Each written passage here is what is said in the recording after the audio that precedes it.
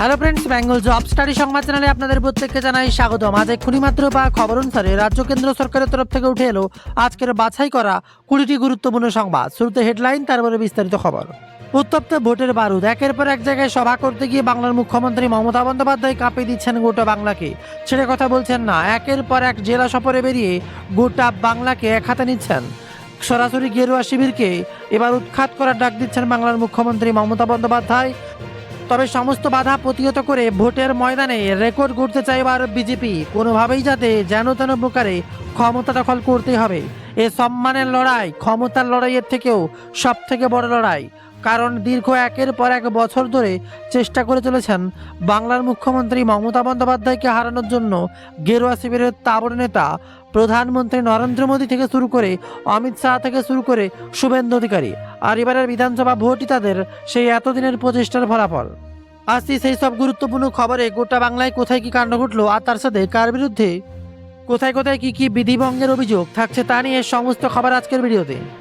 আজ রাতেই পশ্চিমবঙ্গের প্রার্থী তালিকা ঘোষণা। 286 আসনের নাম চূড়ান্ত করলো এবার কংগ্রেস। লড়াইয়ে অধীর সহ এবার সিনিয়র নেতারা।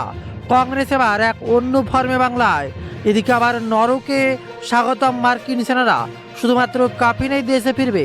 আমেরিকার স্থল অভিযানের পরিকল্পনাকে বিরাট বড় খবর। জবরদস্ত খেলা হলো প্রথম ম্যাচ আইপিএল এর। এবার বিরাট বড় খেলা, কোহলির অর্ধশত রান আর সেই সাথে ঈশানের দুরন্ত হাফ সেঞ্চুরি এবার অন্য পর্যায়ে নিয়ে গেল। 202 রানের চ্যালেঞ্জকে এবার ফু মেরে উড়িয়ে দিলেন বিরাট কোহলি। আর তার সাথে বিরাট বড় খবর, শুধু বাংলাতেই কেন এসআইআর এর কাছে বিচারকদের প্রয়োজন হলো, কেন তামিলনাড়ু কেরল উদাহরণ নিয়ে মমতাকে প্রশ্ন এবার অমিত শাহ। বিরাট বড় খবর, ভোটের ময়দানে আবার উস্কানি। শুক্রবার অভিষেকের সভায় ছিলেন, শনিবার বিজেপির প্রার্থীর মাথায় হাত দিয়ে আশীর্বাদ। ফের চর্চায় তৃণমূল বিধায়ক শোম্যান। এবার কি কাণ্ড ঘটছে? শুক্রবার যিনি অভিষেকের সভায়, শনিবার বিজেপির প্রার্থীর মাথায় হাত দিয়ে আশীর্বাদ। সব মিলে তোলপাড় গোটা বাংলা। এদিকে আবার আজ রাত থেকেই বন্ধ হচ্ছে হাওড়া বর্ধমান মেন সহ একাধিক শাখার ট্রেন চলাচল। কতদিন বন্ধ থাকবে? এবার আবারও ট্রেন বিভ্রাট হাওড়া বর্ধমান লাইনে। এর সাথে আবহাওয়ার খেলা। আর কিছুক্ষণের মধ্যেই কলকাতার পাশেই জেলা সহ 4 জেলায় ঝড় বৃষ্টি আসছে। বঙ্গে 50 কিমি বেগে এবার তীব্র ঝড়ো হাওয়া। আর তারই মাঝে বিরাট বড় খবর, রাজ্যের সরকারি কর্মচারীদের জন্য সুখবর। বকেয়া ডিএ নিয়ে বড় সিদ্ধান্ত নবান্নের। আর রাজ্যের সরকারি কর্মচারীদের বকেয়া ডিএ প্রথম কিস্তির 31 মার্চের মধ্যে নির্দেশ দিয়েছে সুপ্রিম কোর্ট। আর তার পরিপ্রেক্ষিতে রাজ্য সরকার গত 13ই মার্চ জানিয়েছিল আপাতত 2016 সালের জানুয়ারি থেকেই 2019 সালের ডিসেম্বর পর্যন্ত বকেয়া ডিএ দেওয়া হবে। আর সেটাই 2 দফার। বিরাট বড় খবর সামনে। ভোটের বাংলায় রাজ্যের সরকারি কর্মচারী ও পেনশনভোগীদের জন্য সুখবর। 2016 সাল থেকে 2019 সাল পর্যন্ত বকেয়া মহার্ঘ 2 দফায় দেওয়া হচ্ছে না, আর এক দফাতেই 4 বছরের বকেয়া দেওয়ার সিদ্ধান্ত নিল নবান্ন। আগামী 31শে মার্চ কিংবা তার আগেই বকেয়া মহার্ঘ ভাতা পেয়ে যাবেন রাজ্যের সরকারি কর্মচারীরা এবং পেনশনভোগীরা। তবে বাংলার মুখ্যমন্ত্রী মমতা বন্দ্যোপাধ্যায় ইলেকশনের পূর্বে যে খবরগুলো সামনে উঠে আনছেন তা যেন গোটা বাংলা খেপে যাচ্ছে। তোমরা বাংলাকে টার্গেট করছো, আমি দিল্লি টার্গেট করছি। রানীগঞ্জ থেকে গর্জন এবার বাংলার মুখ্যমন্ত্রী মমতা বন্দ্যোপাধ্যায়। শুক্রবার বিকেলে কলকাতা বিমানবন্দর থেকে বিমান মণ্ডলের কাজী নজরুল ইসলামের বিমানবন্দরে নামেন তিনি। তারপরে খবর, কালো বরণ মণ্ডলের সমর্থনে নির্বাচনী জনসভায় ভাষণ দিতে মঞ্চে পৌঁছেছেন মমতা বন্দ্যোপাধ্যায়। আর এখানেই প্রচার সভা সরাসরি চলে যায় পুরুলিয়ায়। তারপরে বিরাট বড় বার্তা, আলু চাষিদের আশ্বাস দিলেন বাংলার মুখ্যমন্ত্রী মমতা বন্দ্যোপাধ্যায়। বাজারের মন্দা সঙ্গে প্রাকৃতিক দুর্যোগ, আলুর দাম একেবারে তলানিতে ঠেকেছে। আর রাজ্যের নানান পন্থে ইতিমধ্যেই আলু বাইরে যাওয়ার খবরও মিলছে। আর এমন অবস্থায় এবার পুরুলিয়ার রঘুনাথপুরে সভা থেকে আলু চাষিদের আশ্বস্ত করতে দেখা গেল মমতাকে। বললেন আলু চাষিদের চিন্তার কোনো কারণ নেই, যারা বাইরে বিক্রি করতে পারবেন বাকিটা সরকার কিনে নেবে। যাদের আলু নষ্ট হয়েছে তারা বিমার টাকা পাবেন। বিরাট বার্তা এবার বাংলার মুখ্যমন্ত্রী মমতা বন্দ্যোপাধ্যায়। বাংলা এখনো পর্যন্ত বাদ পড়েছে মোট 76 লক্ষ নাম। মঙ্গলবার প্রকাশিত হয়েছে প্রথম সাপ্লিমেন্টারি লিস্ট।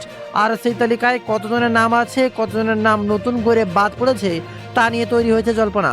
আগামী শুক্রবার দ্বিতীয় সাপ্লিমেন্টারি লিস্ট প্রকাশ হবে। তবে সেই তালিকা বেরোনোর কথা নিশ্চিত করেনি কমিশন। প্রতিদিন তালিকা বের করা হবে কিনা তাও ভেবে দেখছে এবার কমিশন। তবে যেটুকু খবর 60 লক্ষ নাম ছিল বিচারাধীন তালিকায়, সেগুলো খতিয়ে দেখছেন জুডিশিয়াল অফিসার। সেই প্রক্রিয়ার মধ্যেই মঙ্গলবার প্রকাশিত হয়েছে প্রথম সাপ্লিমেন্টারি লিস্ট। কিন্তু কত নাম সেখানে রয়েছে তা কোনো পরিসংখ্যান আসেনি। প্রায় 1.5 দিন পেরোনোর পর জানা গেছে এখনও পর্যন্ত 32 লক্ষের নামের নিষ্পত্তি হয়েছে, তার মধ্যে 40% বাদ পড়েছে, অর্থাৎ নতুন করে 13 লক্ষ নাম বাদ পড়েছে। বিরাট ভয়ানক খবর আসতে এবার তোলপাড় এসআইআর নিয়ে গোটা দেশ। আর এবার হাড্ডাহাড্ডি লড়াই বিধানসভা নির্বাচন। আর একই দিনে মমতা শুভেন্দুর বিরুদ্ধে কমিশনে জমা পড়ল অভিযোগ। এ কি চলছে বাংলায়? এতটা নির্বাচন নিয়ে হাড্ডাহাড্ডি লড়াই এর আগে কখনো হয়েছে বলে মনে হয় না। এবার যেহেতু বিধানসভা ভোটের প্রার্থী, সে কারণে মনোনয়ন জমা দেওয়ার আগেই কোনো লাভজনক পদে থাকা যায় না। আর সে নিয়েই লাভজনক পদগুলি থেকে ইস্তফা দিয়েছেন তিনি। পরে যদিও আপডেট খবর আসে তাতে ইস্তফা আপাতত স্থগিত রাখা হয়েছে, পরে আবার পাঠানো হবে নতুন করে তালিকা।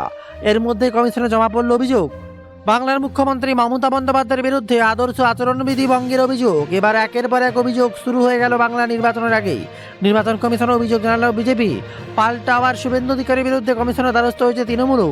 দুই রাজনৈতিক দলের হ্যাভিওয়েট দুই প্রার্থীর বিরুদ্ধে কমিশনের অভিযোগ জানানোয় সরগম গোটা রাজ্য রাজনীতি। যেন এই অভিযোগ চলবে গোটা বাংলার ভোট প্রচার। যার কারণে এবার আসন্ন বিধানসভা নির্বাচনে ভবানীপুরে প্রার্থী মমতা বন্দ্যোপাধ্যায় আদর্শ আচরণবিধি লাগু হওয়া সত্ত্বেও ভবানীপুরে বিধানসভায় একাধিক এলাকায় এখনও মমতা বন্দ্যোপাধ্যায়ের উন্নয়নমূলক প্রকল্পের ছবি কাট আউট লাগানো রয়েছে বলে দাবি পদ্ম শিবিরের। আর এই অভিযোগকে সামনে রেখেই কমিশনের দ্বারস্থ হয়েছে বিজেপি। আর এখানে উল্লেখ রয়েছে, মঙ্গলবার প্রথমে খবর আসে 26 থেকে 28টি লাভজনক পদ থেকে ইস্তফা দিয়েছেন মমতা বন্দ্যোপাধ্যায়। যেহেতু বিধানসভা ভোটে তিনি প্রার্থী, সে কারণে মনোনয়ন জমা দেওয়ার আগেই কোনো লাভজনক পদে থাকা যায় না। আর সে নিয়ে লাভজনক পদগুলি থেকে ইস্তফা দিয়েছেন। তারপরেও যদিও আপডেট খবর পাওয়া যায় ইস্তফা আপাতত স্থগিত রাখা হয়েছে, পরে আবার পাঠানো হবে নতুন করে। এর মধ্যে কমিশনে জমা পড়ল অভিযোগ শুভেন্দুর বিরুদ্ধে তৃণমূলের কি অভিযোগ? স্পষ্ট আপডেট, বুধবার নন্দীগ্রামের পবিত্র করে সভা ছিল, আর সেখান থেকেই তাকে চোর চোর বলে আক্রমণ করেন বিজেপির কর্মীরা বলে অভিযোগ তৃণমূলের। আর তৃণমূল প্রার্থীর বিরুদ্ধে অসম্মানজনক এই আচরণের নিন্দা জানানো হয়েছে রাজ্যের শাসক দলের তরফ থেকে। এরপরে শুভেন্দুর বিরুদ্ধে কমিশনে যায় তৃণমূল কংগ্রেস। আর ভোট আসতেই যেন পরিসংখ্যান বিজেপির একটা নতুন নয়, পুরনো অভ্যাস। ভোট আসতেই কোথায় কত ভোটে জিতবেন বারবার হারার সাথে বাংলায় যেন ভোটের দিন ঘোষণা হওয়ার সাথে সাথেই কোথায় কত ভোটে জিতব তার দিনক্ষণের সাথে সাথেই পরিসংখ্যানে ঘোষণা হয়। আর যতবারই হারেন তত নতুন নতুন পরিসংখ্যান বাড়ছে বাংলায়। তবে এবারের সম্মানের সাথে এবার বিধানসভা ভোট এক ক্ষমতা দখলের লড়াই। ভোটের আগে এবার বিজেপির আসন সংখ্যা বলে দিল শুভেন্দু। কিভাবে সম্ভব বোঝালেন অঙ্ক কষেও। গত বিধানসভা নির্বাচনে 200-এর বেশি আসনের লক্ষ্যমাত্রা থাকলেও এদিন শুভেন্দুর মুখে 177-এর উল্লেখ রাজনৈতিক মহলে বিশেষ তাৎপর্যপূর্ণ। কিন্তু কিভাবে এই সমীকরণ শুভেন্দুর, তার ব্যাখ্যা দিতে গিয়ে ভোটার তালিকা সংশোধনের বিষয়টি খাড়া করেন। আবার উঠে আসে ব্রেকফাস্ট, লাঞ্চ আর ডিনারের তত্ত্ব। আপ কি বার 200 বার 21-এর বিধানসভা নির্বাচনে বহু চর্চিত এই স্লোগান। আর এই স্লোগানকে ভর করে শাসক দলের বিরুদ্ধে ঝাঁপিয়েছিল বিজেপি। অবশ্য তাদের থামতে হয়েছিল 77-এ। তবে এবারের ভোট শুরুর আগেই বিজেপি শাসকের সংখ্যা ছিল নন্দীগ্রাম ভবানীপুরে বিজেপি প্রার্থী শুভেন্দু অধিকারীর। শুভেন্দু চ্যালেঞ্জ, এবারের নির্বাচনে 177+ আসন পাবে বিজেপি সরকার। বুধবার অখিলগিরির বিধানসভা এলাকায় রামনগরের বিজয়ী প্রার্থী চন্দ্রশেখর মণ্ডলের সমর্থনে কর্মী সভা করেন শুভেন্দু অধিকারী। আর সেখানেই এমন গর্জন। তবে এবার রান্নার গ্যাস নিয়ে যেন বিভ্রান্ত। এবার রিফিল বুকিং নিয়ে সত্যি কি বদল আসছে? বিভ্রান্ত চরমে। কি জানালো এবার কেন্দ্র সরকার? খবর পাওয়া যাচ্ছে এদিন সকালেই জানা যায় এলপিজি সিলিন্ডারের বুকিংয়ের সময়সীমা বদলে এসছে। গ্যাস ডিলারদের দাবি ডাবল সিলিন্ডার গ্রাহকদের ক্ষেত্রে বুকিংয়ের সময়সীমা 25 দিন থেকে বাড়িয়ে 35 দিন করা হয়েছে। অর্থাৎ একটি সিলিন্ডার ডেলিভারির 35 দিন বাদে দ্বিতীয় সিলিন্ডার বুক করা যাবে। তবে এদিন পশ্চিম এশিয়ার যুদ্ধের জেরে বিপর্যস্ত গোটা বিশ্ব। এলপিজি সংকট দেখা গিয়েছে। এদিকে আবার গ্যাস বুকিং নিয়ে তৈরি হয়েছে চরম বিভ্রান্তি।